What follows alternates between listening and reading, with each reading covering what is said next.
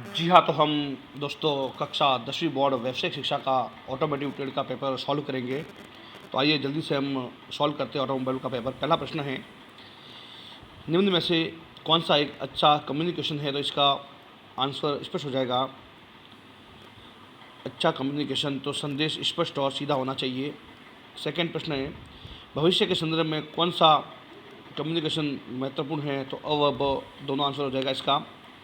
Third प्रश्न है, body language के अनुसार नाखूनों को काटना। कहने का मतलब आप कोई इंटरव्यू देने जा रहे हो और आप अगर नाखूनों को काटते हो तो इसका मतलब होता है कि आप तनाव में हो। तो इसका आंसर हो जाएगा सी, तनाव। इसका जो आंसर हो जाएगा वो सी, तनाव हो जाएगा आंसर इसका। फिर है, निम्न में से कौन सा इनपुट डिवाइस है? तो प्रिंटर, प्रोजेक्टर, स्पीकर इसमें है वो आउटपुट डिवाइस है, और जबकि जो कीबोर्ड है वो आपका एक इनपुट डिवाइस है। तो कीबोर्ड इसका आंसर आ जाएगा। फिर आर्थिक विकास में उद्यमी का क्या कार्य होता है? तो प्रति व्यक्ति की आय में सुधार लाना, सर इसका आंसर है। पहला प्रश्न आया है ऑटोमोबाइल से, लुब्रिकेशन का क्या उद्देश्य है? तो आपको मालूम है कि लुब्रिकेशन जब वाहन के अंदर करते हैं तो ये घर्षण को कम करता है, जंग लगने से बचाता है ये, और ऊष्मा को भी, जो प्री हीटिंग होती है इंजन के अंदर, इस हीटिंग को भी ये कम करने का काम करता है। तो इसका जो सीधा सा आंसर हो जाएगा वो उपरोक्त सभी आंसर आ जाएगा इसका। उपरोक्त सभी इसका आंसर आ जाएगा, उपरोक्त सभी। स्पार्क इग्निशन इंजन में प्रयुक्त होता है। तो आप जानते हो कि जो ऐसे इंजन है इसमें पेट्रोल प्लस हवा के मिश्रण को उपयोग में लिया जाता है। पेट्रोल और हवा के मिश्रण को ईंधन के रूप में प्रयोग किया जाता है ऐसे इंजन में। आठवां प्रश्न है, इनमें से कौन सा इंजन का भाग है? तो आप देख रहे हो कि इसमें एक्सल, क्लच और प्रॉपलर शाफ्ट तो सचिस के हिस्से है। जो पिस्टन है वो एक इंजन का हिस्सा आपको दिखाई दे रहा है यहाँ पर, तो पिस्टन इसका आंसर हो जाएगा। फिर नेक्स्ट है खंड ब, आत्म अभिव्यक्ति से आप कैसे जान सकते हैं आत्म अभिव्यक्ति को? तो अपने आप को महसूस कर, इसका आंसर हो जाएगा अपने आप को महसूस कर। इंटरनेट की गति किसे मापी जाती है? तो इसका आपको सीधा सा सिंपल सा, इंटरनेट की गति मेगाबाइट एमबीपीएस पर सेकंड में मापी जाती है, मेगाबाइट पर सेकंड, एमबीपीएस। तो सेकंड वाला एमबीपीएस का आंसर हो जाएगा। राजस्थान की राज्य औद्योगिक विकास, रिको, रिको की बात हो रही है यहाँ पर। तो रिको का कार्य उद्योगों की स्थापना करना है यहाँ पर। रिको का उद्देश्य उद्योगों की स्थापना करना। फिर खंड स की तरफ चलते हैं। तो ग्लोबल वार्मिंग, जलवायु प्रदूषण उत्पन्न होने वाली विभिन्न समस्या लिखनी है। तो आप देखते हैं कि जो ग्लोबल वार्मिंग हो रही है आजकल, तो इसमें टेम्परेचर की वृद्धि के द्वारा कैंसर वैंसर की समस्या बढ़ रही है, ओजोन परत का से हो रहा है। ग्लोबल वार्मिंग से वायु प्रदूषण की समस्या भी कई हद तक बढ़ी है, क्योंकि पेट्रोल के अंदर शीशा युक्त, सल्फर युक्त पेट्रोल आ रहा है। तो ये सब समस्या आजकल देखने को मिल रही है।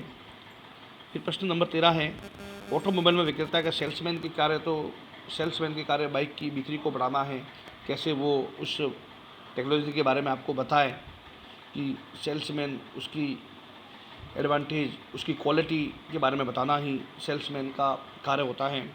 वाहनों की बिक्री के लिए ग्राहक सेवा क्यों आवश्यक है? तो वाहन की बिक्री के लिए आपको मालूम है कि जब आप बाइक की खरीदारी करते हैं तो आपको एक वाहन सेवा पुस्तिका मिलती है। उसके अंदर आपको सब दिया होता है कि वाहन की कब सर्विसिंग करानी है, कब पेट्रोल चेंज करना है, ये सब सारी जानकारी, कब ऑयल चेंज करना है वगैरह, एक जनरल सर्विस के दौरान किए जाने वाले सारे कार्य देखने को मिलते हैं। तो वाहन के लिए वाहन सेवा इसलिए आवश्यक है, ग्राहक सेवा।